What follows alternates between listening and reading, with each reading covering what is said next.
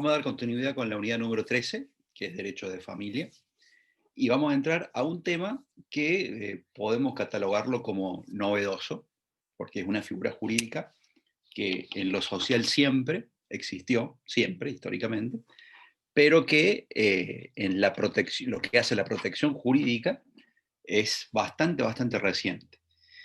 Eh, a ver, es la unión convivencial.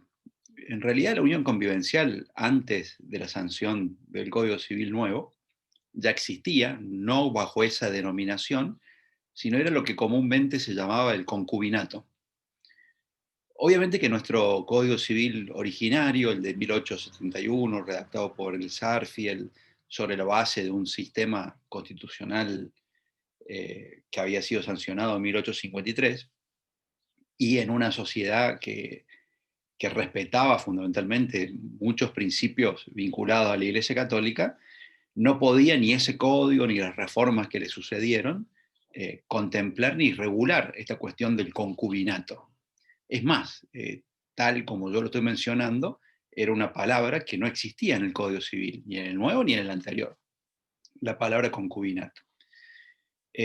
¿Por qué? Porque nuestro sistema jurídico lo que trataba de hacer era respaldar una decisión social acompañada por la Iglesia Católica y demás, de poner en el centro de la escena a la otra forma de unión entre dos personas, que era la unión que legalmente estaba más favorecida, socialmente mucho más reconocida y religiosamente la única posible de poder ser bendecida por la religión, que era el matrimonio, obviamente.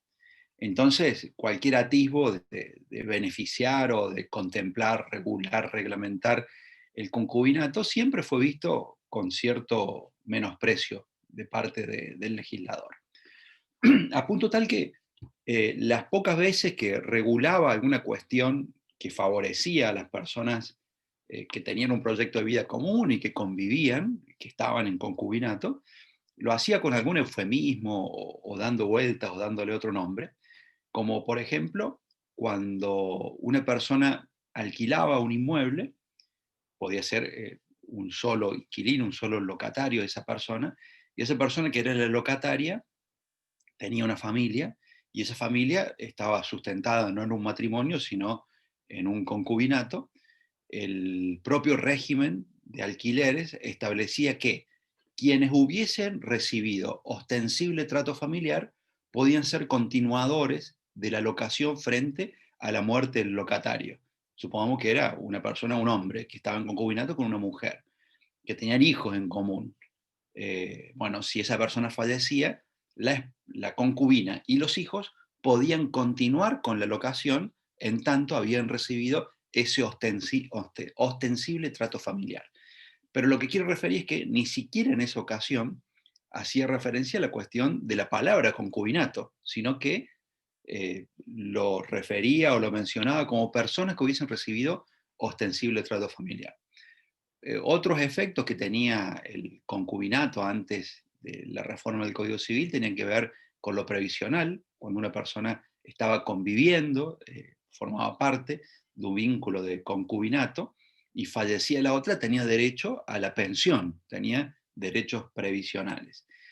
Y también lo que tiene que ver con seguridad social, con obra social, pero muy poco más, pero muy poco más.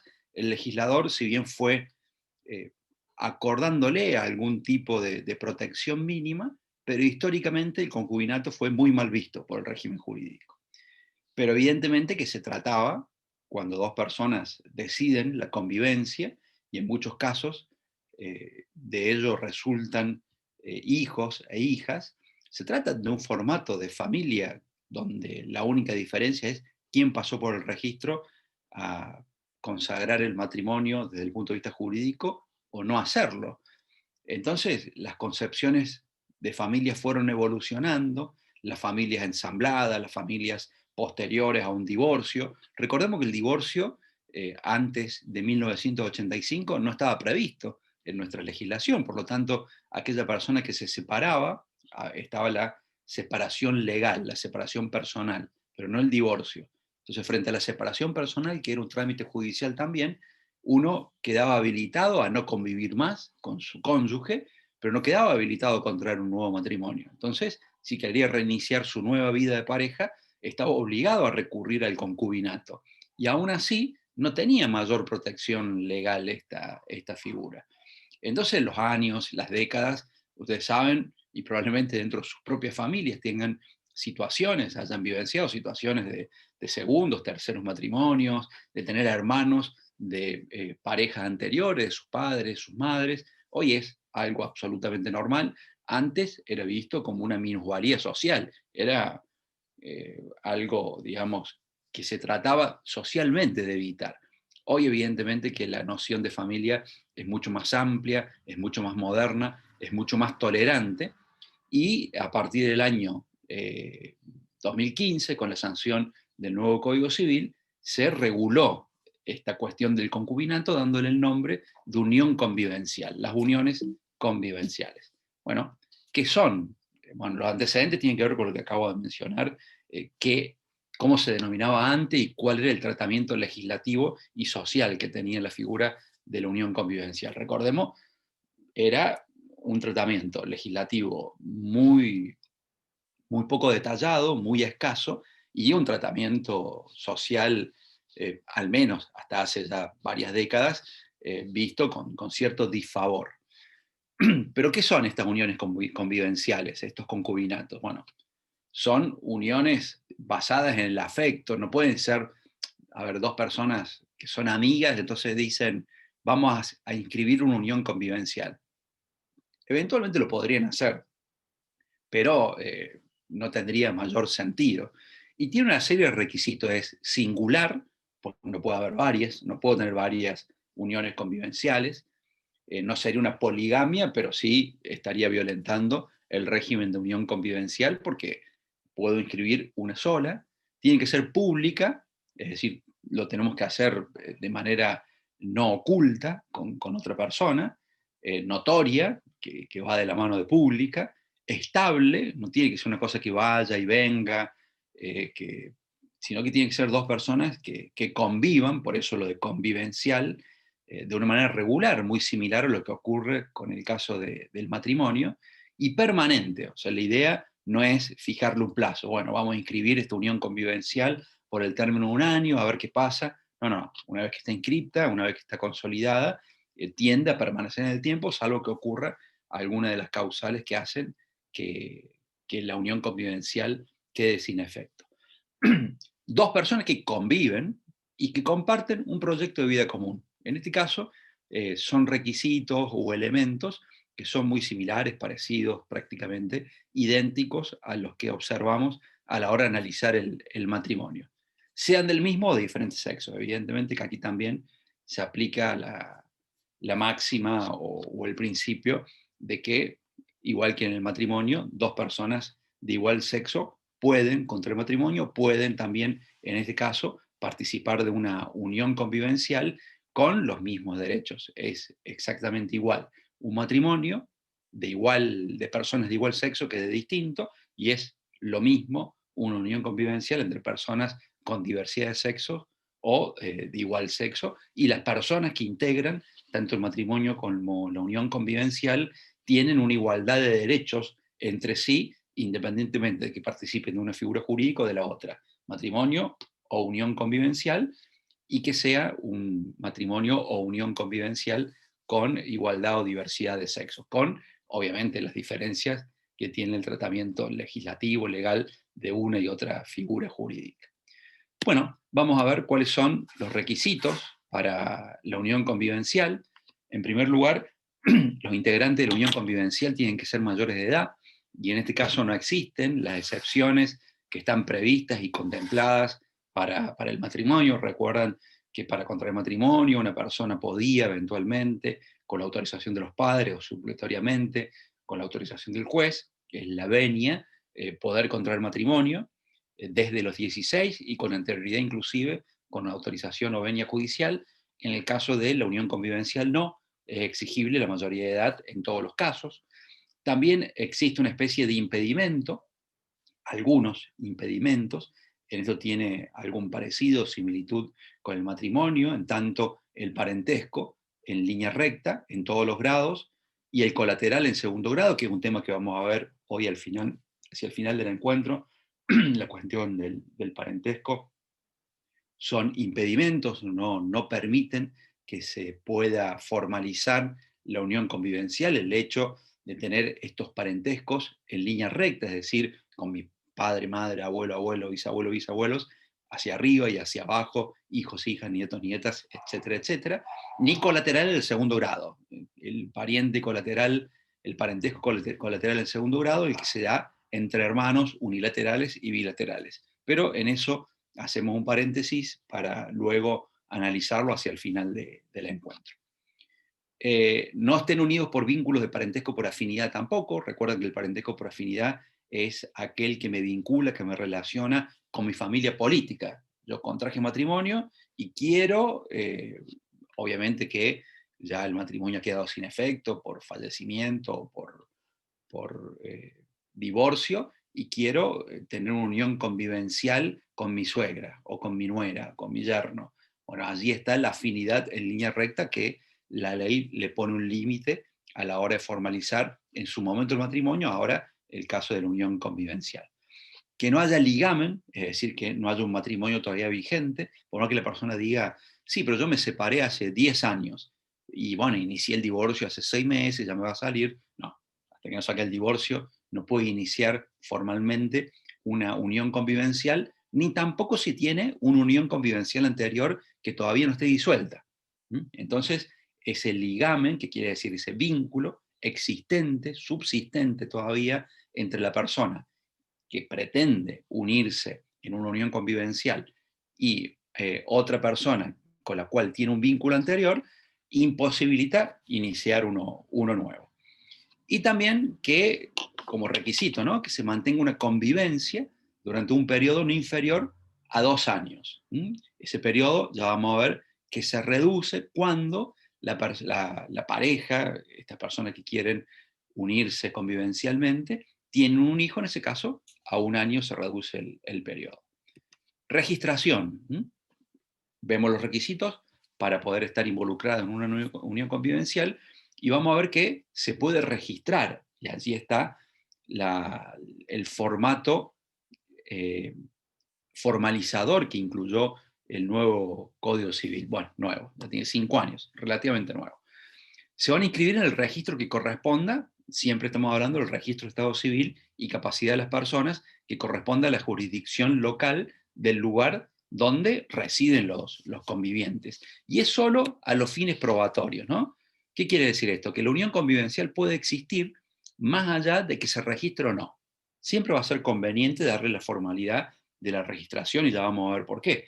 Pero eventualmente sí, dos convivientes, dos personas que viven bajo un mismo techo, son mayores de edad, tienen un proyecto de vida en común, no hay ningún impedimento para que estén unidos bajo ese formato. Bueno, ya está, ya hay una unión convivencial. La registración va a cobrar una serie de efectos, pero no va a ser constitutiva de la unión convivencial, sino que va a ser solamente a los fines de probar la misma, aunque la unión convivencial puede probarse a través de otros medios de prueba. Lo que dijimos recién no procede si vamos a inscribir una unión convivencial si no hemos cancelado la anterior. Una vez que la unión convivencial ha cesado, hay que notificar, hay que hacer un nuevo trámite en frente al registro de Estado Civil y Capacidad de las Personas, cancelando la preexistente para poder inscribir una nueva. Y la registración de la unión convivencial debe ser realizada por los dos convivientes. No puede realizarlo uno solo. Bueno, hace 5 años estamos viviendo en la misma casa, le voy a hacer una sorpresa a mi conviviente y le voy a llevar el acta donde se declara la convivencia en el registro, donde se inscribe la convivencia en el registro. Y caigo como una sorpresa. No, tienen que ir las dos personas y aceptar que se inscriba esta convivencia en el registro de Estado Civil y Capacidad de las Personas. Como dijimos recién también, no es constitutiva del derecho. El derecho ya existe, la unión convivencial ya tiene su vigencia, puede tenerla previo a la registración, y eventualmente si hace falta probarla, por ejemplo, fallece mi conviviente y yo voy al ANSES y quiero tramitar la pensión. Bueno, ¿qué me van a preguntar el ANSES? A ver, ¿está registrada esta convivencia? No, no está registrada. ¿Y cómo va a probar usted que convivía con esta persona? Y tenemos 4 hijos, 18, 15, 12 y 9. Ah, bueno, acta de matrimonio, evidentemente, tienen 4 hijos, vienen conviviendo hace por lo menos 18 años. Entonces, en ese caso, hay un medio de prueba recontra idóneo para acreditar la existencia previa de la unión convivencial, de ese concubinato. Podemos acreditarla con testigos, con cualquier otro elemento de prueba, se acredita la existencia de la unión convivencial. Acá yo creo que viene la parte más sustantiva de la creación de esta figura jurídica, de la regulación de la misma, que tiene que ver con los pactos de convivencia. Previo a la sanción del Código Civil nuevo, había toda una situación desválida de los convivientes, e históricamente la persona más desvalida era la mujer. ¿Y por qué? Porque, eh, y ni hablar si hacíamos referencia a la convivencia de 2 mujeres o de 2 hombres en un concubinato, ¿no? Ahí no había absolutamente ninguna protección. No obstante, en los últimos años, inclusive antes de la sanción del Código Civil nuevo, pero estoy hablando ya a partir de la ley de matrimonio igualitario, que fue en el año 2009, creo, ya había habido algunos fallos jurisprudenciales, algunas peticiones que habían llegado a instancia judicial, donde parejas del mismo sexo habían solicitado el cobro de la pensión y la justicia les había dado la razón. Pero tengan presente que se tratan de casos de la última década, no estamos hablando de hace 40, 50 años. Pero previo a la sanción del código había una situación de quedar desguarnecida, fundamentalmente la mujer. Hoy cada vez más son mayores las condiciones de igualdad entre hombre y mujer, pero antes socialmente lo más común era que el hombre trabajara, tuviera su negocio y la mujer se dedicara a las tareas del hogar, al cuidado de los hijos. Por suerte, eso ya prácticamente está quedando en desuso. Pero ¿qué pasaba? Si contraía un matrimonio, la mujer tenía toda la protección legal porque existía el régimen de la comunidad, donde había bienes propios, pero también existían los bienes gananciales. Vimos en la clase pasada que todo lo que se incorporaba a la sociedad conyugal luego de contraer matrimonio, aun cuando fueran producido bienes propios del marido, se incorporaban a esa sociedad conyugal como bienes gananciales. Ahora, si por ejemplo la persona no contraía matrimonio y se unía en un concubinato, ahí no había ningún bien ganancial y todo lo que se producía, aun cuando hombro a hombro podían lograrlo los 2 integrantes de la pareja, si había uno que era el titular de los bienes, era el dueño de todo. Y cuando se deshacía el concubinato, cuando se separaba esa pareja, no había derecho a reclamar nada. Y repito, normalmente era la mujer la que quedaba desguarnecida jurídicamente y tenía que andar probando que existía algún tipo de sociedad de hecho, lo cual era muy, pero muy complejo de probar, y normalmente lo que ocurría era que el hombre se quedaba con todos los bienes. Entonces, esta regulación nueva de la unión convivencial y esta posibilidad de los pactos de convivencia, resaltemos la palabra pacto de convivencia, han hecho posible poner a disposición de quienes deciden convivir, de quienes deciden iniciar un proyecto de vida común cohabitando en un mismo lugar, de regular sus intereses y sus derechos, fundamentalmente patrimoniales, a través de distintas herramientas que antes no se disponían. ¿Qué es lo que se suele pactar en estos instrumentos? Por un lado, cómo va a contribuir cada una de las partes, cada uno de los convivientes, así como en el matrimonio a las partes los llamábamos cónyuges, los cónyuges, aquí los vamos a llamar los y convivientes, ¿no? En este caso, los convivientes pueden pactar de qué manera van a contribuir a el proyecto de vida común, que puede involucrar solamente a las 2 personas o puede integrar a miembros de la familia, porque supongamos tienen hijos en común o tienen hijos de relaciones anteriores. Entonces, bueno, hay que pagar los colegios, hay que comprar comida, hay que pagar esparcimiento, hay que pagar alquiler, hay que construir la casa. Bueno, en un pacto de convivencia pueden estipular de qué manera, en qué porcentaje, cada uno de los convivientes va a hacer sus aportes a la unión convivencial. ¿Qué va a pasar en caso de ruptura? Bueno, es bueno, con la antelación suficiente, nosotros ahora decidimos unirnos en una convivencia, pero ¿qué pasaría si nos separamos? Bueno, lo anticipemos. ¿Cómo nos vamos a distribuir los bienes? ¿Quién se va a quedar con el lugar donde la familia, a partir de esta unión convivencial, está viviendo? La división de los bienes obtenidos por el esfuerzo común. Bueno, estamos en una situación de unión convivencial, los dos trabajamos, o trabaja uno solo, el otro cuida la casa, pero todo lo que se pudo comprar se decidió que la regulación económica de la unión convivencial fuera que todo lo que se compre es de ambos. Eso fue lo que tomaron la decisión. Bueno, ¿cómo vamos a hacer en el momento de la separación? ¿Cómo lo vamos a dividir? Hay algunos límites a estos pactos que tienen que ver, que no puede ser un pacto que sea contrario al orden público ni a la igualdad, que afecte de manera flagrante la igualdad de los convivientes.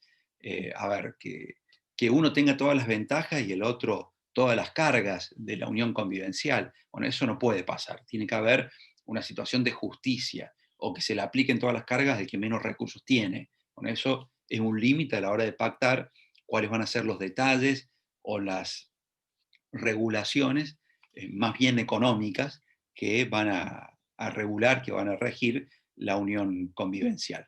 Bueno, ¿cuándo es oponible este pacto de convivencia? Desde el momento de la inscripción. Dijimos que la unión convivencial podía tener existencia antes de la inscripción. La inscripción era simplemente un elemento probatorio. En cambio, para hacer oponible a los deudores, a terceros, por ejemplo, que nos reclaman algo, este pacto de convivencia solo lo vamos a poder hacer efectivo, esa oponibilidad, desde la inscripción en el registro de Estado Civil y capacidad de las personas. Imagínense ustedes que yo me endeudo, viene mi acreedor a ejecutarme los bienes, y yo le digo, no, no, no, estos bienes yo los adquirí, pero son en condominio con mi conviviente. ¿Y eso dónde lo dice? Ah, no, lo acordamos entre nosotros. No, no, usted vaya primero, inscríbalo en el registro, a ese pacto, y después se lo va a poder oponer a terceros, y por supuesto los terceros van a tener la posibilidad de conocerlo, porque el hecho de estar inscrito en el registro de Estado Civil y Capacidad de las Personas hace que sea legalmente ya notificado, que sea público, que sea conocido por todos y por todas. Bueno, el régimen patrimonial se rige en primer término por lo estipulado en el pacto. Aquí hay una residualidad de lo que dice el Código Civil respecto de cómo se van a regir los vínculos o relaciones patrimoniales entre los convivientes. Si no hay pacto, lo que dice el Código Civil es que cada uno de los convivientes tiene la libre administración y disposición de sus bienes. Hay una amplia libertad de quienes conviven de poder decidir, de poder administrar, de poder disponer, si quiero alquilar, alquilo, si quiero hipotecar, hipoteco, si quiero prendar, prendo, y si quiero vender o donar, lo hago, con mis bienes, por supuesto. Cada uno es titular y tiene plena libertad para administrar y disponer de sus propios bienes, salvo que lo que yo quiera hacer es disponer de los muebles o del inmueble, que es el lugar donde tiene asiento la vivienda familiar.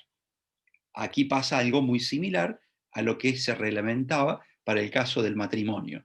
En estos casos va a hacer falta, recuerden ustedes, traten de recordar, el asentimiento, ya no del cónyuge, porque no estamos hablando del matrimonio, sino de unión convivencial, sino el asentimiento del conviviente.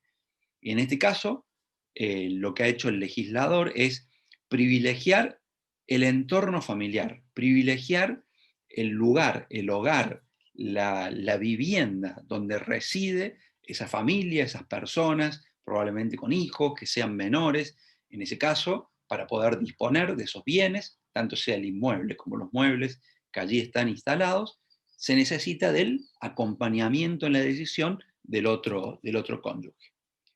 Hay elementos que son iguales al matrimonio, por ejemplo, la asistencia. Los convivientes, al igual que el matrimonio, se deben asistencia. Recordemos lo que es la asistencia. La asistencia tiene un costado material, de acompañamiento en las necesidades del otro conviviente, en este caso, del cónyuge, en el caso del matrimonio, necesidades de alimentación, de vestimenta, lo que llamamos los alimentos. Yo tengo que acompañar, especialmente si mi cónyuge, o en este caso mi conviviente, no se puede autosatisfacer de las necesidades para su buen vivir. Y también la asistencia espiritual. A ver, antes inclusive, cuando existía el divorcio por culpa de otro de los cónyuges, esto podía dar lugar a una demanda de divorcio, pero supongamos que uno de los dos enferma y bueno, y queda internado y el cónyuge no lo va a visitar nunca, durante 2 meses. O sea, ¿dónde está la asistencia, el acompañamiento espiritual para un caso como ese? Dijimos que íbamos a estar juntos en la salud como en la enfermedad. Antes de 2015, esto podía ser considerado una injuria grave y el cónyuge injuriado podía solicitar el divorcio por culpa de quien había provocado la injuria. Ahora no, pero existe, recuerden ustedes, el deber moral de fidelidad y el deber de asistencia. Hay que acompañar a quien es nuestro conviviente o cónyuge en el caso del matrimonio. Igual que el matrimonio, los convivientes también tienen que hacer aportes, tienen que hacer contribuciones a los gastos propios de la subsistencia de las partes, a la conservación de los bienes comunes, al sostenimiento de la familia, de los hijos comunes, de los hijos del otro, de los que conviven con estas personas. Y respecto de la responsabilidad por deudas, es igual al matrimonio, pero aquí es mayor la irresponsabilidad de las deudas de uno de los convivientes en relación a las deudas del otro. Y en relación a la protección de la vivienda familiar, igual que en el matrimonio, se aplica el artículo 522 en cuanto a la inembargabilidad, salvo, habíamos dicho en su oportunidad, que los convivientes, así como fue en su momento los cónyuges, acuerden y expresamente renuncien a esta inembargabilidad de lo que es la vivienda familiar. ¿Se acuerdan ustedes que cuando dos personas, por ejemplo, querían sacar un crédito hipotecario? Bueno, si la vivienda familiar es inembargable, ningún banco, entidad financiera o persona física les va a prestar dinero. Entonces es un problema. Entonces la ley te da esta solución. Está bien, la vivienda única es inembargable porque allí reside la familia. Pero si ustedes renuncian a esa inembargabilidad, ya queda sin efecto la misma.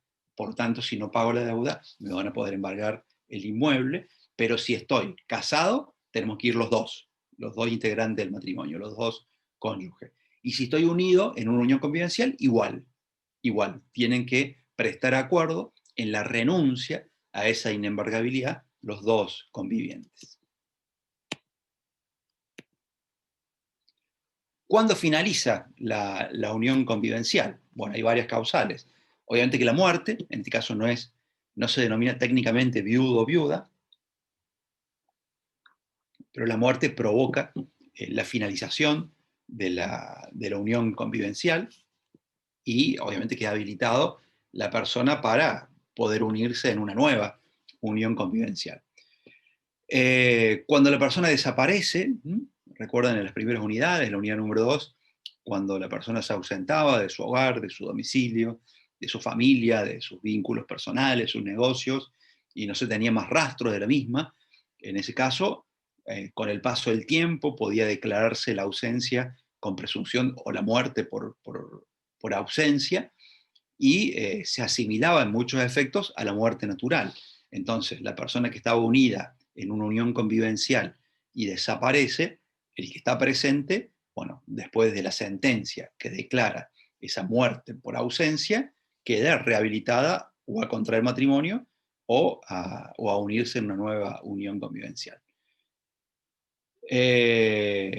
Bueno, cuando contraen matrimonio, los que están unidos convivencialmente deciden contraer matrimonio. En ese caso, la unión convivencial queda sin efecto, no puede estar simultáneamente en una unión convivencial con la misma persona o sea, puedo contraer matrimonio con la que estoy unido convivencialmente. Y bueno, vamos a probar, en lugar de contraer matrimonio, vamos a hacer una unión convivencial.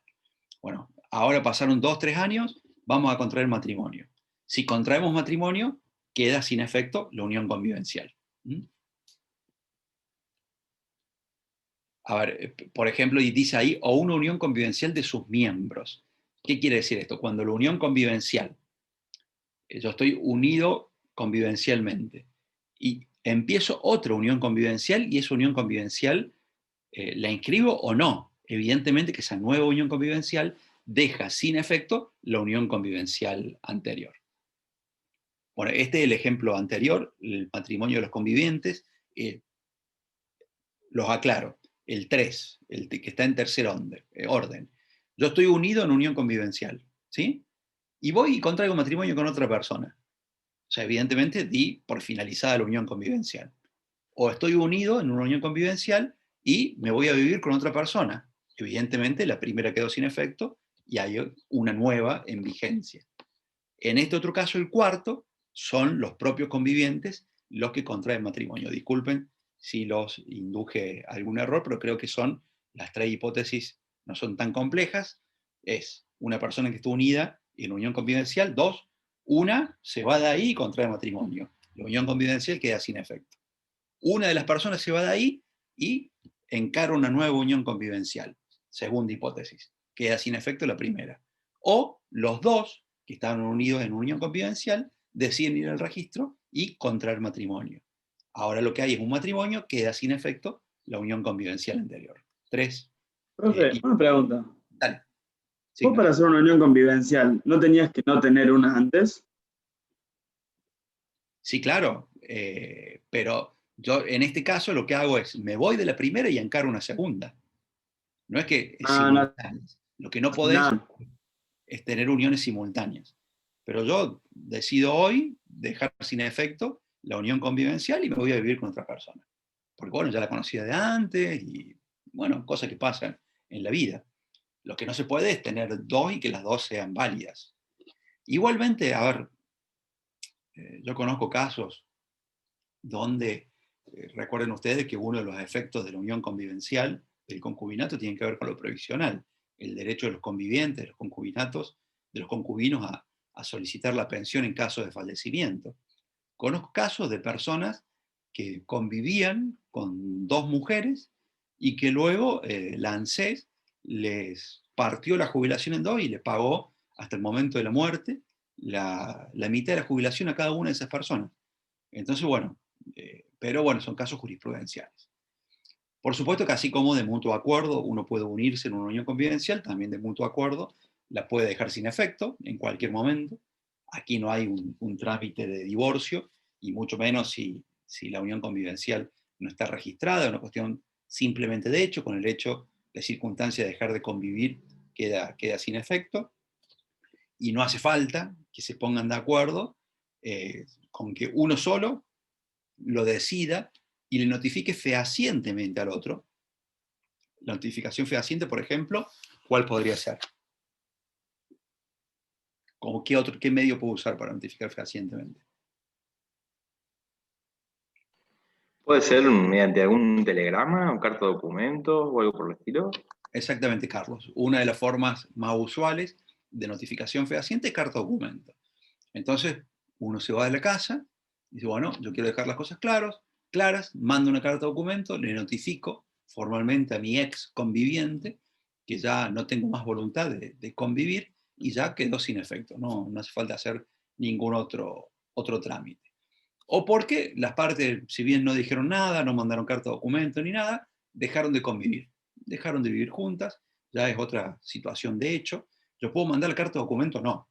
Si yo quiero seguridad, mando la carta documento porque me quedo con una copia que acredita que notifiqué por cualquier eventualidad futura. Pero el solo hecho de dejar de vivir juntos ya hace cesar la unión convivencial. Pueden darse casos frente a la ruptura, frente al rompimiento, a la culminación de la unión convivencial, de diversos tipos de compensaciones económicas. ¿Qué sucede qué es lo que sucedió siempre, ¿no? Eventualmente pudo suceder siempre. No es que suceda en todos los casos, pero sí en todos los tiempos se pudieron dar esta circunstancia, que una pareja cuando está casada no hay problema. Cuando contrajeron matrimonio, el régimen jurídico del matrimonio es muy claro y protege a los cónyuges frente al crecimiento económico una vez contraído matrimonio. Recordemos que aún lo producido por los bienes propios son gananciales, entonces los cónyuges estaban protegidos. En la unión convivencial no. O sea, todo lo que pudiera producir económicamente uno de los convivientes, uno de los concubinos, era de su exclusivo patrimonio, de su exclusiva propiedad. Entonces, la figura que ha creado el nuevo Código Civil es la posibilidad de la compensación económica. Cuando, cesada la convivencia, uno de los convivientes sufre un manifiesto desequilibrio en su situación económica, empeorándola. O sea, contrajeron matrimonio, se unieron convivencialmente una persona que no tiene nada y otra que tiene campo, que tiene una estancia. Entonces pasaron a vivir, y durante mucho tiempo, durante 20 años, con un estilo de vida, un formato de gastos, donde una de las personas siguió con su campo, siguió produciendo, cosechando, sembrando y cosechando, acumulando, invirtiendo, pero todo es de ella, todo es de la persona. Entonces, frente a la ruptura de esa convivencia después de tanto tiempo, el conviviente que solicita la compensación, cuando hay un desequilibrio, puede hacerlo y esa compensación puede consistir o en una prestación periódica, una renta por un tiempo, o en una especie, póngalo entre comillas, ¿no?, de indemnización, de reparación, no por la ruptura, porque no puede someterse a reparación una ruptura, pero sí por el perjuicio que causa la ruptura. Durante un lapso de tiempo prolongado, yo me he acostumbrado a vivir de una manera, y lo que yo creo que entiende la ley es que independientemente de que no haya habido un aporte económico, el solo hecho de convivir, de tener un proyecto de vida común, hace que la persona que no aportó nada económicamente, pero sí aportó asistencialmente, espiritualmente, tenga derecho a algún tipo de compensación, tenga derecho a algún tipo de reparación. Repito, no por la ruptura, pero sí para que continúe, aunque sea mínimamente, hasta tanto pueda valerse de sus propios medios. En este caso, tranquilamente pudo haber pasado que las personas empezaron a convivir, disculpe que lo ponga en estos términos, pero muchas veces ocurre de esta manera. El hombre, que era el que tenía los campos, la estancia, siguió produciendo y aumentando su fortuna, y la mujer se dedicó a cuidar la casa, tuvieron 3 hijos, a cuidarlos, a atender al marido, la comida, a plancharle, y bueno, y durante 20 años hizo eso, y dejó su carrera universitaria para convivir con esa persona, tenía proyectos, tenía un negocio que lo cerró. Bueno, todo eso, si bien no se puede cuantificar, pero tampoco se puede dejar en la nada, y en ese sentido lo que ha hecho el Código Civil es establecer esta posibilidad de compensación económica que puede o acordarse o que puede pedirse por parte del conviviente que se considera perjudicado, y será el juez el que la cuantifique de acuerdo a la circunstancia del caso. Porque si una pareja que no tenía recursos, bueno, en ese caso prácticamente que no hay compensación posible.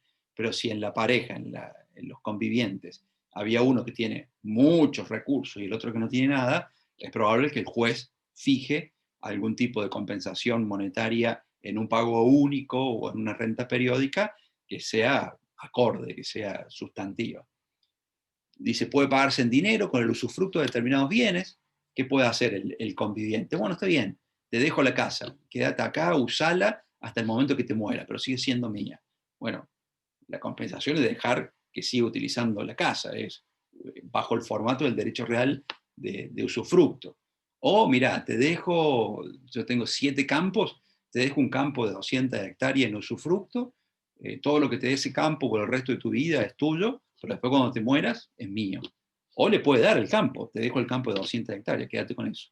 Y es la compensación económica por los años de convivencia.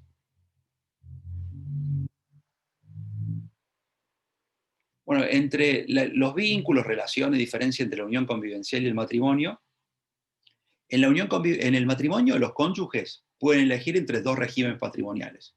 Ya los vimos, el de la comunidad y el de separación de bienes.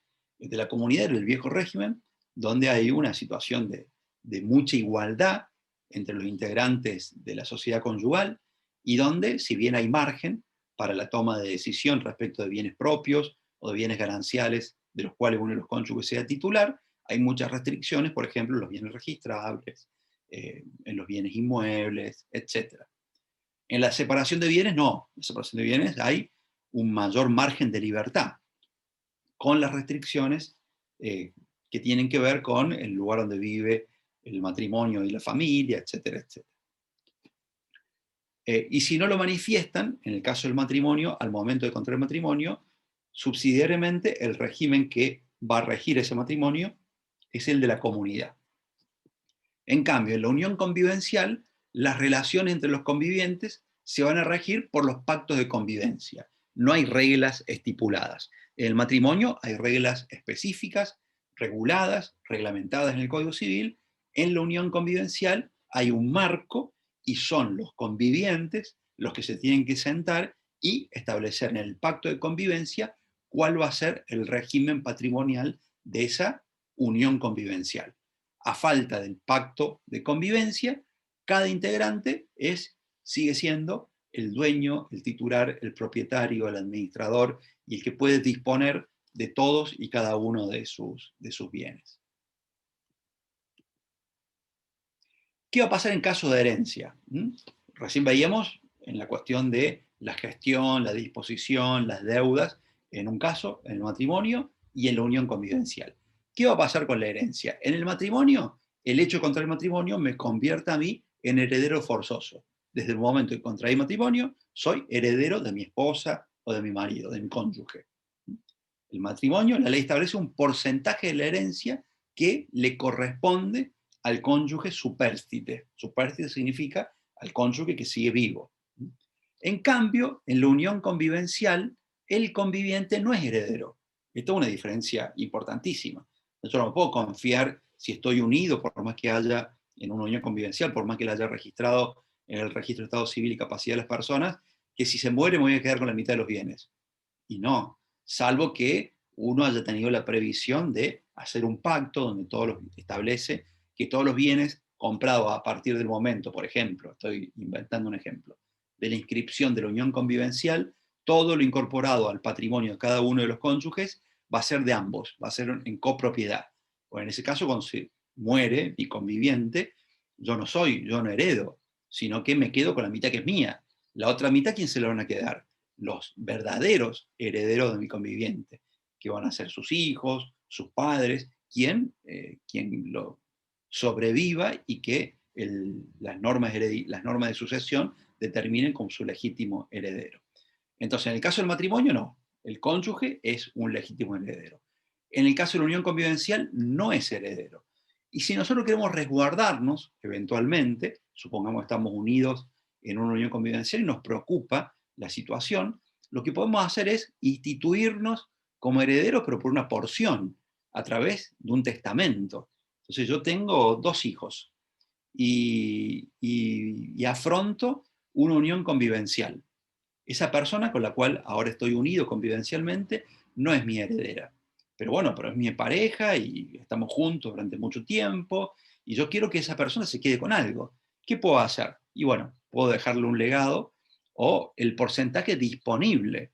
¿Por qué? Porque a su vez mis hijos tienen lo que se denomina la legítima, que es la porción que les corresponde, la porción mínima que le corresponde a los herederos forzosos. A ellos le corresponde 2/3 de la herencia. Entonces yo voy a poder disponer en favor de mi conviviente máximo 1/3. Puedo disponer de menos de 1/3 y lo otro se lo dejo a una persona jurídica, a otra persona, mejor a uno de mis hijos. Pero es la única forma de poder beneficiar al conviviente, pero lo podemos instituir en herederos solamente a través de un testamento.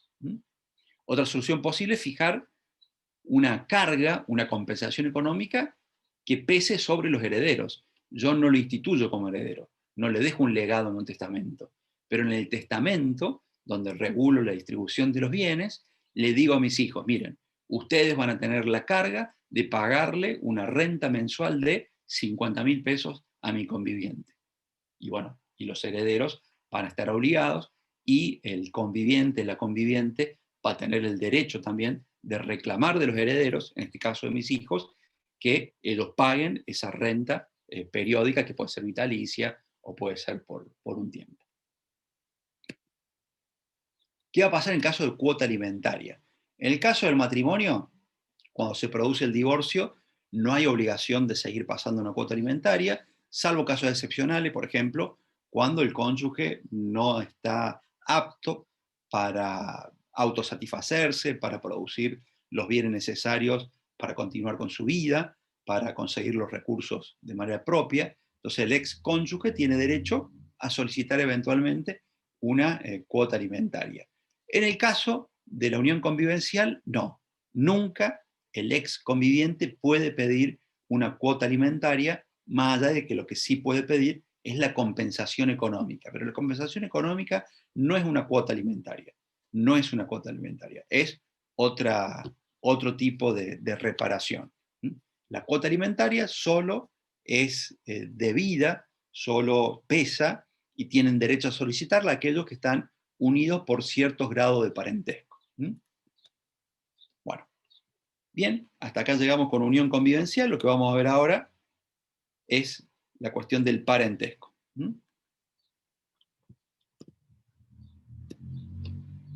¿Qué es el parentesco? El parentesco es el vínculo jurídico que existe entre dos personas, pero ese parentesco ya vamos a ver que tiene distintas raigambres, distintas fuentes, distintos orígenes. Puede ser parentesco por naturaleza, por técnicas de reproducción humana asistida, por adopción y también, si bien tiene efectos limitados, el parentesco por afinidad. Son 4 tipos. Y las disposiciones a las que se refiere el Código Civil son las que respectan a los 3 primeros, porque dijimos que en lo que refiere a parentesco por afinidad tiene efectos muy limitados. Cuando se habla de parentesco, se refiere el código al parentesco por naturaleza, a los de métodos por reproducción asistida y a la adopción, sea en línea recta o colateral. Dijimos 4 tipos: el parentesco por naturaleza, el parentesco por técnica de reproducción asistida, el parentesco por adopción y el parentesco por afinidad. ¿De qué se trata cada uno? El parentesco por naturaleza es el que se origina, obviamente, en vínculo de sangre. En este caso son 2 personas que o bien descienden de un tronco común, padre, madre, hijos, hijas, hermanos, hermanos, o primos, primas. En ese caso son parientes por naturaleza, porque nos podemos remontar consanguíneamente a un tronco común y eso es lo que nos vincula, y nos vincula la naturaleza. En el segundo caso, por técnicas de reproducción humana asistida, también es por naturaleza, pero acá intervienen métodos o técnicas realizados con asistencia médica para el logro de la concepción, para el logro del embarazo, sea que se haya utilizado material genético propio, óvulos y espermatozoides de los propios gestantes, o que haya habido algún tipo de donación de gametos o embriones. Pero en los 2 casos, no importa, se trata de un parentesco por técnicas de reproducción humana asistida. Luego tenemos el parentesco por adopción, cuando alguien que no tiene parentesco por naturaleza, no hay un vínculo de consanguinidad, pero es incorporado a la familia en carácter de hijo a través de la figura jurídica o el instituto jurídico de la adopción. Hay 2 tipos de adopción, lo vamos a ver en su oportunidad, creo que el viernes, si llegamos. Hay 2 tipos de adopción: la adopción plena y la adopción simple. La diferencia entre una y otra es que la adopción plena produce, como la palabra lo dice, todos los efectos propios de cualquier relación de parentesco. Si yo adopto una persona por adopción plena, esa persona que adopto tiene un vínculo conmigo, es mi hijo por adopción plena, y también todos los mismos vínculos que yo tengo con el resto de mis parientes, de las personas con las que tengo algún grado de parentesco. Es decir, que mi mamá se convierte en abuelo o abuela de quien es mi hijo adoptivo, y mis hermanos son tíos.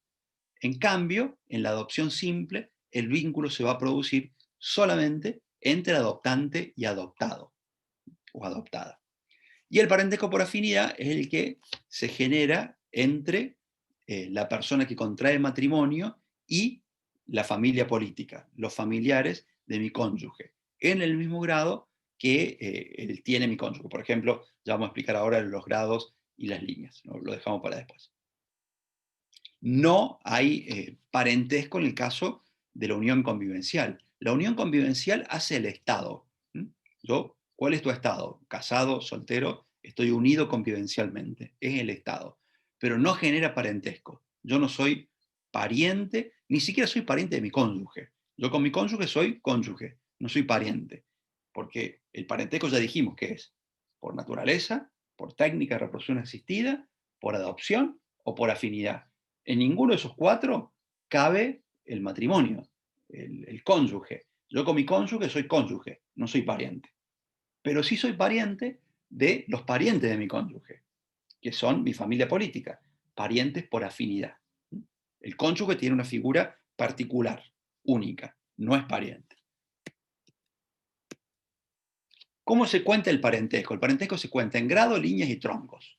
El grado es el vínculo entre dos personas que pertenecen a generaciones sucesivas. O sea, a ver, ¿qué grado de parentesco tengo con mi papá y mi mamá? Primer grado.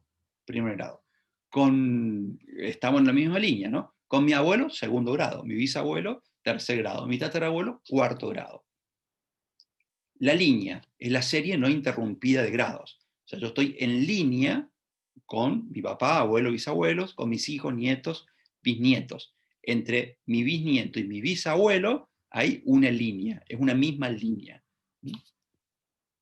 El tronco es la persona sobre la cual recaen distintas descendencias. Hay una persona, X, sobre la cual que tiene 4 hijos, y de esos 4 hijos surgen a su vez 4 nietos por cada uno de esos 4 hijos, son 16, pero todos abrevan de alguna manera o encuentran como tronco común a esa persona, a ese abuelo. Ese es el tronco, sobre el cual derivan el resto de los parientes. Y la rama, a ver, la rama hace referencia a la línea en relación a un origen. Yo tengo, a ver, la rama de este abuelo y uno de los hijos. Y a su vez después vienen los hijos de los hijos, los nietos. Entonces estoy hablando de una de las ramas respecto del tronco común. Fíjense en este cuadrito. A ver, yo lo tengo A. A es el abuelo. A tuvo 2 hijos, que son B y C. En este caso, faltaría una línea acá, que sería esta, que supongo que yo soy B. Bueno, no está la línea, no importa. B en relación a A, tenemos un grado de parentesco, porque hay una sola línea allí, ¿ven? Hay que saltar un solo obstáculo, un solo escollo para llegar de B a A. Por lo tanto, es en línea recta un grado de parentesco. Pero B, respecto de C, recordemos que A es nuestro padre o madre, nosotros somos B y nuestro hermano es C. B, respecto de C, está en segundo grado de parentesco. ¿Por qué? Porque para contar los grados hay que ir hasta el tronco común y descender nuevamente. Entonces yo, que estoy acá en B, tengo que ascender a A, que es mi padre, y descender nuevamente a C.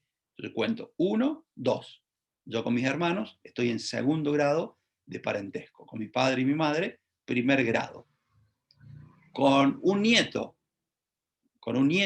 un abuelo, está en segundo grado de parentesco, porque los saltos o los escalones o los peldaños que hay que seguir son 2. El nieto con relación al padre y el padre con relación al abuelo. 1, 2. Y con relación al tío, 1, 2, 3. Tercer grado de parentesco. Tercer grado de parentesco. ¿Y quién es este acá? A ver, este es mi padre, este soy yo, este es mi hijo. ¿Qué sería E de D? Primo hermano. Exactamente, es un primo y que está en cuarto grado de parentesco. ¿Por qué? Porque tengo que hacer 1 del primo de...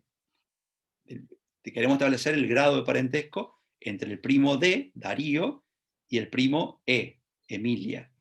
¿Qué parentesco hay entre Darío y Emilia? Y bueno, tiene que ir hasta Bernardo, que es el padre, hasta Alcira, que es la abuela, bajar a Carlos, que es el tío, y volver a bajar a Emilia, que es la prima. 1, 2, 3, 4 grados de parentesco entre primos. Primero, segundo, tercero, cuarto grado de parentesco. Y por supuesto, el resto de los parientes se pueden ir contando, porque, a ver, con un hijo de mi primo, con un primo segundo sería, ¿qué grado de parentesco tengo? Quinto grado de parentesco. Cuando los parientes son hacia el costado, digamos, los vínculos son entre el costado, son parientes colaterales. Y los hermanos, a su vez, pueden ser unilaterales o bilaterales. Unilaterales cuando son hijos, somos hermanos y tenemos el mismo padre y la misma madre. Hermanos unilaterales cuando o el padre o la madre son distintos. ¿Cuál es la importancia del parentesco? Obviamente que alguna importancia tiene que tener, por eso lo estamos tratando. En primer lugar, hemos visto que hay impedimentos matrimoniales que se fundan en las relaciones de parentesco. Entonces, lo mismo ocurre con la unión convivencial. Yo no puedo inscribir una unión convivencial con mi hermana o con mi hermano. ¿Por qué? Porque hay una limitación. Ni tampoco, por supuesto, puedo contraer matrimonio. ¿Y puedo contraer matrimonio con mi tía? Sí, con mi tía sí, porque el impedimento es hasta el segundo grado. No puedo contraer matrimonio en parientes por naturaleza, consanguíneos, hasta el segundo grado. Y mi tío o mi tía está en el tercer grado. Con ella sí puedo contraer matrimonio. Aunque parezca loco, pero eventualmente. Y si puedo con mi tío, con mi tía, también puedo con mi prima y con mi primo, por supuesto. También es causa fuente de obligación alimentaria. ¿Quiénes deben alimento? Los parientes, los que están en relación de parentesco. Y prioritariamente los que estén más cerca. Entonces aquí el parentesco tiene una relevancia jurídica para determinar quién tiene y quién no tiene que pagar, cumplir con los alimentos. También es fuente de vocación sucesoria. O sea, ¿quiénes son los herederos? Y los parientes. Los hijos, el cónyuge que no es pariente, pero que es heredero, eventualmente si no hay hijos, los padres, los hermanos, esos son los herederos. ¿Y por qué son herederos? Y porque hay un vínculo de parentesco, repercusión directa entre parentesco y consecuencia jurídica. También son parientes los que pueden oponerse al matrimonio. ¿De acuerdo? ¿Quién puede ir al civil y decir, yo me opongo al matrimonio? Bueno, el cónyuge anterior, si no había quedado disuelto el matrimonio, si bien dijimos que no es pariente, pero es una especie de pariente, el cónyuge, los hijos, los hermanos, esos son los que están habilitados a oponerse a la celebración del matrimonio, a plantear una oposición porque existe algún tipo de impedimento para contraer el matrimonio. También la legitimación para pedir la nulidad del matrimonio, o sea, el matrimonio es nulo porque se casaron padre e hijo. Bueno, ¿quiénes son los que la pueden pedir? Estaba acotado, los que tenían legitimación activa para plantear una acción de este tipo, y estaba acotado a ciertos niveles o a ciertos grados de parentesco. También para iniciar el proceso de restricción o de declaración de incapacidad de una persona. También había un orden de prelación entre personas que mantienen un parentesco con la persona. No puede ir cualquiera a solicitar la restricción de la capacidad de un sujeto. Tienen que ir, en primer lugar, quienes mantienen algún vínculo de parentesco con esta persona. Y también el parentesco determina alguna serie de incapacidades de derecho entre padres e hijos y madres e hijas. No pueden realizar distintos tipos de contratos, lo mismo entre cónyuges. No puedo ser testigo, como dice aquí, en un testamento por acto público. Si tengo cierto grado de parentesco, hay que buscar otra persona, porque quien tiene un cierto grado de parentesco puede tener un interés en ese testamento. Y por último, vinculado al tema del parentesco, vamos a ver la cuestión de los alimentos. Bueno, los alimentos son prestaciones que una persona le debe a la otra y que pueden darse, ya lo vamos a ver, en efectivo, en dinero en efectivo, eventualmente de manera excepcional en especie, y que hace a la subsistencia de la otra persona que no puede darse a sí mismo los elementos para lograr esa subsistencia. Entonces, yo no tengo cómo trabajar, no tengo de qué vivir, y si tuviésemos un régimen jurídico absolutamente individualista, donde cada uno tuviera que valerse siempre, por sí mismo, yo no tendría la posibilidad de pedirle a alguien que me dé una mano.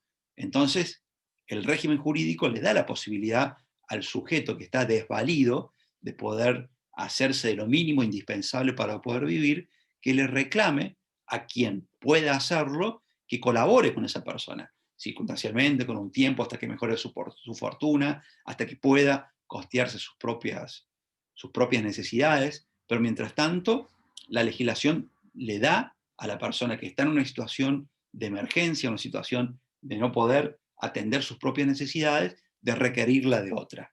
¿Y de quién lo puede solicitar? Y lo puede solicitar de sus ascendientes y de sus descendientes, pero acá van a estar obligados los que están más próximos en grado, de manera tal de que yo puedo pedirle a mis padres que me presten alimentos, o puedo pedirle a mis hijos, y también puedo pedirle a mis abuelos y a mis nietos, pero primero tengo que agotar o demostrar que mis padres no pueden cumplir con la obligación alimentaria porque no tienen los recursos suficientes, y por eso le estoy pidiendo a mis abuelos. O al revés, en lugar de pedirle a mis hijos, le pido a mis nietos. ¿Y por qué no le pide a sus hijos? Y porque mi hijo está preso, y mi nieto tiene mucho dinero, y yo soy abuelo y no tengo jubilación, no tengo nada. Entonces le pido a mi nieto alimentos judicialmente, ¿no? Pueden acordarse extrajudicialmente también, para yo poder seguir viviendo y poder afrontar los gastos que hacen a mi supervivencia. Los hermanos bilaterales y los unilaterales también eventualmente pueden estar obligados a prestar alimentos, y en todos los supuestos hay que privilegiar a aquellos que estén en mejor condiciones de prestar los alimentos. Es decir, a ver, yo tengo 2 hermanos, 3 hermanos, 5 hermanos, y voy y le pido al que tiene un empleo donde gana 30.000 pesos por mes, siendo que tengo uno que vive de rentas porque tiene un montón de inmuebles, uno que es funcionario judicial y gana 300.000 pesos. No, o sea, hay que pedir, se va a privilegiar a quien esté en mejor condición de pagar los alimentos, y no una especie de confluencia igualitaria entre todos los que estén en la misma situación legal. Son todos hermanos bilaterales y todos deberían contribuir para el hermano que no tiene cómo trabajar, que tiene algún tipo de discapacidad, que no puede afrontar los gastos para lo mínimo, para poder seguir sobreviviendo. Entonces tiene 3 hermanos. Bueno, que paguen todo lo mismo. Y no es lo más justo, porque si hay alguno que está en una situación de mucho más ventaja económica, y será ese probablemente el que tenga que hacer el mayor aporte.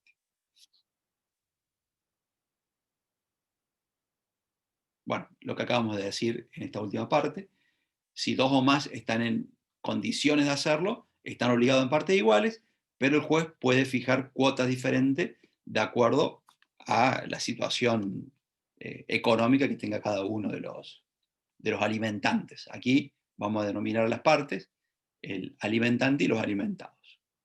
¿Cómo se pagan los alimentos? Bueno, en principio, la prestación es una renta en dinero, es un aporte monetario, económico. ¿Por qué es un aporte económico? Porque la legislación ha establecido, y yo lo pongo allí en negrita, esta necesidad o esta imposición de que quien tenga que pagar alimentos lo haga en dinero. Porque normalmente lo que ha ocurrido, los alimentos, ¿cuál es el ámbito de aplicación más usual? Y el ámbito de aplicación más usual es una pareja que tiene hijos y se separa, o que nunca estuvo junta, y uno de los dos es el que tiene la tenencia de ese hijo, o esos hijos, esa hija o esas hijas. Entonces, como tienen la tenencia, como viven con esa persona, bueno, los tienen que alimentar, no figurativamente hablando, sino literalmente hablando. Le tiene que dar de comer todos los días, lo tiene que vestir, lo tiene que pagar el colegio, la manda a inglés, a danza, el esparcimiento, etcétera, etcétera. La salud, lo lleva al médico. Entonces, todos esos gastos podrían eventualmente pagarse en especie, sí.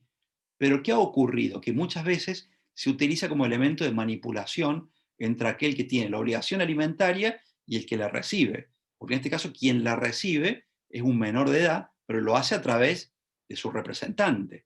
Digo, lo voy a graficar del modo que lo podemos ver más usualmente, no quiere decir que sea así. A mí me gusta poner ejemplos con igualdad de género, pero hay que reconocer que en muchas ocasiones se da de esta manera. Es el padre de los hijos y la madre que se queda con la tenencia, y el padre, de una forma manipulatoria, entonces va cumpliendo una especie. Bueno, vengo a traer la comida y de paso viene, ve si la mujer tiene alguna pareja, no tiene pareja, cómo está la casa, va rompiendo el régimen de visita. Entonces, en lugar de ir martes y jueves, va los miércoles y los viernes a llevar la comida, los bolsones. Y no, y aparte porque convengamos que es una situación que hace a la dignidad de la persona, ¿no? La persona que recibe los alimentos. No es lo mismo que te depositen el equivalente en una cuenta bancaria los primeros días del mes y que vos manejes ese dinero para alimentar a los hijos que vos tenés la tenencia y todas las demás necesidades que recién describíamos, a tener que andar acudiendo a quien tiene que alimentar para cada uno de los pagos que tengan que hacer. Sí, bueno, ahora tenés que pagar la cuota del colegio. Bueno, ahora tenés que pagar la cuota de la academia de inglés. Bueno, ahora tráeme 100 pesos para la verdulería. No, no se puede. Pero, eventualmente, el alimentante podría justificar y el juez podría autorizar al pago en especie. Podría darse eventualmente. Pero hay que justificar y el juez tendrá que verificar que es conveniente para ambas partes. Y también se establece, aunque puede eventualmente cambiarse, que el pago de la cuota alimentaria se va a fijar de manera mensualizada y de manera anticipada y sucesiva, porque es el modo en el cual se articula el modo de vivir que tenemos, al menos la sociedad actual. O sea, a ver, el cable, el internet, la luz, el gas, la academia de inglés, como decimos recién, el colegio, todo se paga mensualmente, todo se paga los primeros días de cada mes. Entonces, el mejor modo, la mejor forma de poder afrontar las obligaciones que demande la crianza, en este caso de los hijos, que por eso se está pagando los alimentos, es pagando las cosas mensualmente. Entonces la ley, anticipándose a esta modalidad, estableció que los alimentos también deben pagarse mensualmente. Inclusive los salarios se cobran mensualmente, salvo algunos que los cobran quincenalmente o semanalmente, y por eso establece la posibilidad de la excepción. Según la circunstancia del caso, el juez podrá fijar cuotas por periodos más cortos. Cuotas por periodos más cortos. ¿Cuándo cesa la obligación alimentaria? Bueno, si el alimentado incurre en alguna causal de indignidad, bueno, la causal de indignidad tiene que ver con el derecho sucesorio, cuando, por ejemplo, una persona atenta contra la vida de la otra, o le insulta públicamente a través de los medios de comunicación.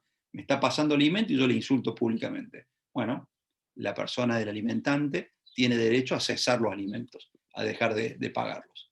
Muerte del obligado o del alimentado, cualquiera de los dos, es una obligación que no pasa a los sucesores, salvo que sean parientes y se solicite nuevamente el pago de los alimentos a esas personas con cierto grado de parentesco. Y la muerte del alimentado, por supuesto, no pasa a los herederos el derecho a seguir pidiendo los alimentos. Cuando desaparecen los presupuestos de la obligación, supongamos que la persona alimentada gana el Kini 6 y bueno, ya no necesita más alimentos. Entonces, la obligación desaparece. O consigue un trabajo y empieza a trabajar y puede sostenerse a sí misma. Estamos hablando de la persona alimentada, ¿no? Porque el ejemplo clásico de la mujer que recibe los alimentos para que los hijos puedan seguir subsistiendo, puedan tener lo indispensable, en ese caso, por más que la esposa tenga un trabajo, tenga el mejor de los trabajos, el marido está obligado a alimentar. Les doy una hipótesis extrema. El marido es empleado de comercio, gana 45.000 pesos. La mujer es empresaria. En los registros de impuestos a las ganancias declara 1,5 millones de pesos por mes que gana. Bueno, el marido entonces no tiene que pagar alimentos por los hijos porque la mujer tiene recursos. Sí tiene que pagar, porque quienes necesitan no es la mujer, son los hijos.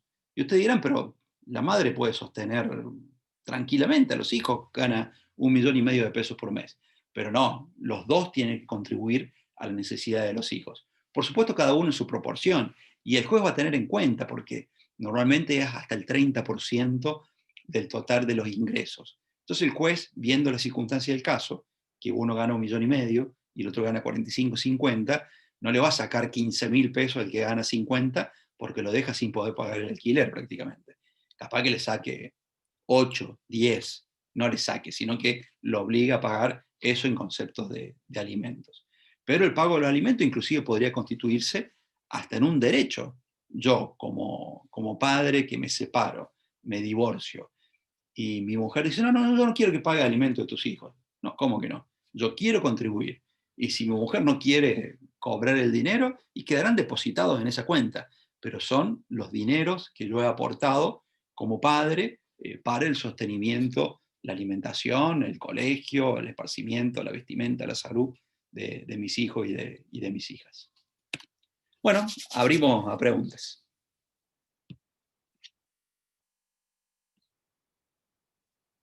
Acá hay una verde Magalí. Esto tiene que estar pactado para que se realice o una obligación por parte de uno de los convivientes. No sé a qué te referís, Magalí, al pacto de convivencia o a, pues no vi en qué momento hiciste la pregunta.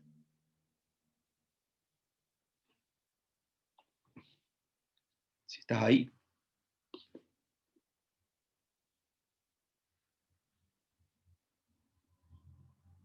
Sé que se fue.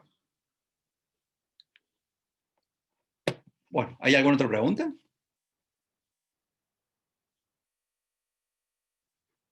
Vimos 3 temas, ¿no? En el caso de compensación económica. Mira, puede estar pactado en el pacto de convivencia o eventualmente, si no está pactado, puede solicitarlo el conviviente que se considere perjudicado por la ruptura. Dijimos que había un estilo de vida, que había un estándar al momento de la convivencia que se ve quebrado por la ruptura de la unión convivencial.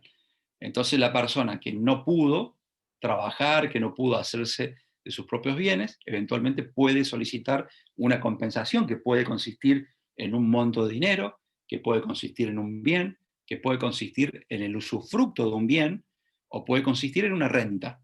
Una renta es un monto pagado periódicamente, puede ser una renta vitalicia o puede ser una renta por un tiempo determinado.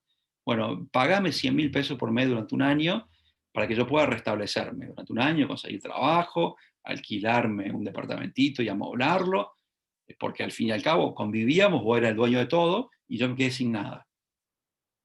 Entonces, pero hay que acordarlo, pero eventualmente se puede solicitar frente a la autoridad judicial.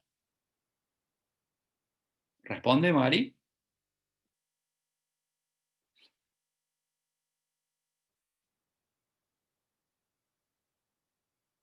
Bueno, ¿alguna otra pregunta respecto del parentesco de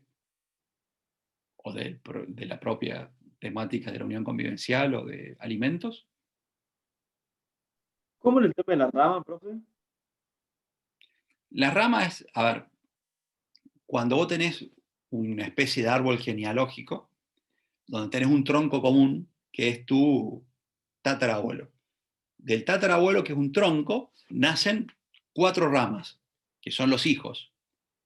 Y yo, por ejemplo, digo, una de las ramas de esa familia, de ese árbol genealógico, es uno de los hijos, que es tu bisabuelo. De tu bisabuelo viene tu abuelo, de tu abuelo viene tu papá o tu mamá, y después venís vos. Ahí hay una rama de ese árbol genealógico que proceden de un tronco común. Es un tronco con 4 ramas. Figúrate un árbol. Tenés el tronco, del cual salen 4 ramas. Y a su vez de cada una de las ramas salen otras ramas.